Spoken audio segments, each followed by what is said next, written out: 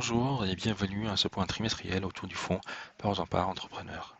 Nous allons rapidement brosser l'année 2022 sur les marchés et nous concentrer sur l'évolution du fonds au cours du dernier trimestre de l'année. Parts en part entrepreneur est un fonds de petite et moyenne valeur européenne. Le fonds a été créé en août 2016 en tant que fonds valeur moyenne française et a été transformé en fonds européen, investissant dans les sociétés des pays de l'Union européenne en décembre 2021. Sa capitalisation moyenne pondérée est actuellement de 10,6 milliards d'euros, alors que la valorisation médiane est de 5,7 milliards d'euros. Le fonds se concentre aujourd'hui sur 43 valeurs sur tout secteur d'activité. Dans nos principales pondérations et convictions sectorielles, on note une prédominance du secteur bancaire, qui représente 12% du fonds contre 4% pour l'indice de référence. Vient ensuite le secteur des transports, représenté par des sociétés variées qui vont d'ADP, une société d'infrastructure aéroportuaire, ou une poste qui vous livre des colis dans des casiers publics en France ou en Pologne. En troisième position, nous retrouvons le secteur automobile et le secteur du luxe. En revanche, nous sommes absents des foncières et du secteur télécom, ce qui nous met de facto en sous-pondération vis-à-vis de notre univers et notre benchmark. Pour bien comprendre ce trimestre, il est utile de revenir sur les principales thématiques qui ont animé le marché tout au long de l'année 2022. Le marché a connu en effet 3 épisodes. Un premier épisode marqué par le déclenchement de la guerre en Ukraine. Celui-ci a amené une prise de conscience des risques géopolitiques en Europe. En conséquence, les marchés ont fortement reculé. Les sociétés exposées à la Russie et contraintes de fermer leurs filiales sont celles qui ont le plus reculé, tandis que les sociétés de la défense et de l'armement ont fortement progressé.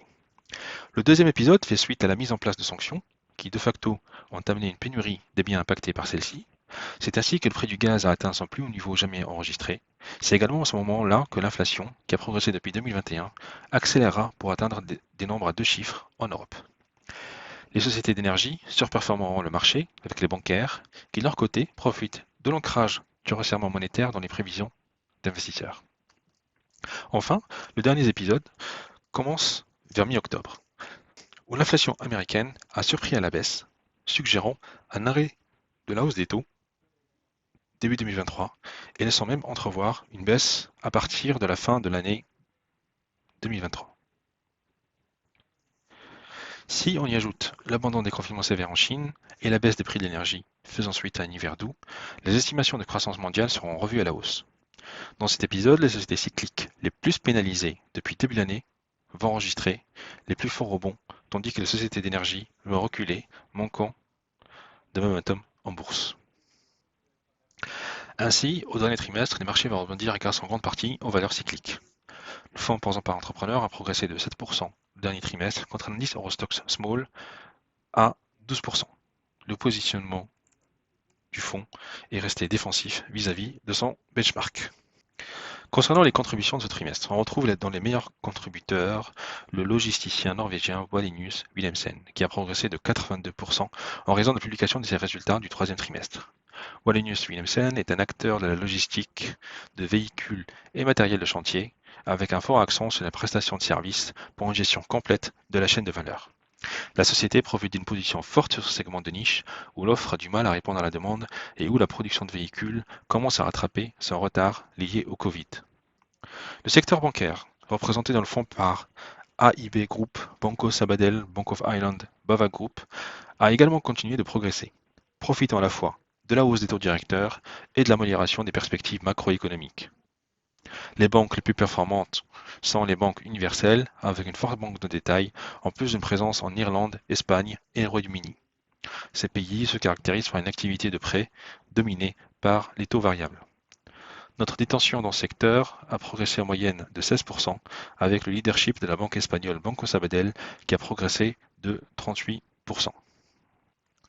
Enfin, les sociétés du secteur pétrolier Galp et Repsol ont progressé de 28 et 26% respectivement, portés par un prix du pétrole en progression par rapport à l'année dernière et surtout une marge de raffinage extrêmement haute, portée à la fois par la moindre disponibilité des produits raffinés russes en Europe et par une forte volatilité des prix du baril. En contrepartie, le fonds a enregistré une sous-performance en raison de la baisse d'Euro API de moins 16%. Orapi est un fabricant de principes actifs pharmaceutiques. La baisse est liée à la survenance d'un incident industriel qui a annulé par conséquence les objectifs financiers de l'année. Alphen, qui a baissé de -11%, a publié de bons résultats au troisième trimestre 2022, mais sans relever ses estimations pour l'année. Ceci a suscité des inquiétudes quant à la performance de la société au quatrième trimestre. Enfin, certains titres défensifs ont sous-performé en raison du regain d'optimisme sur les marchés, tels que Nexans, qui a baissé de -8%, GTT, un concepteur de réservoirs et de cuves pour du gaz liquéfié qui a baissé de 11%, et Axiona Energia qui a baissé de -6%, et qui opère dans le segment des énergies renouvelables. En termes de mouvement, nous avons initié une société de blanchisserie industrielle appelée Elis.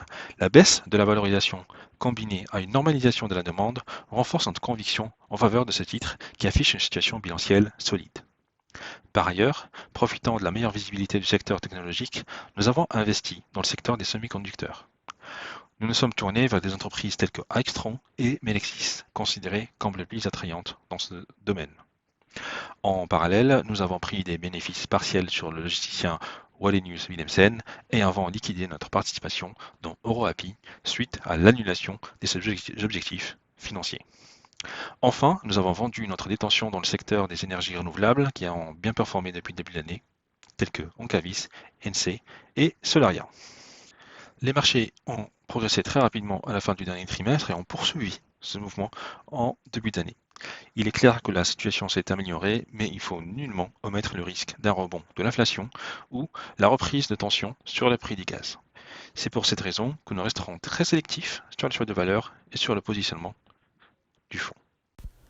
Ce podcast réalisé par Ports Par Gestion est à destination d'une clientèle professionnelle. Il a été enregistré uniquement à titre d'information et ne constitue donc pas une incitation à investir ni un document contractuel.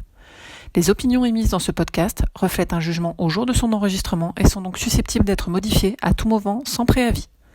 Les données chiffrées utilisées par Ports Par Gestion proviennent de sources qu'elle estime fiables.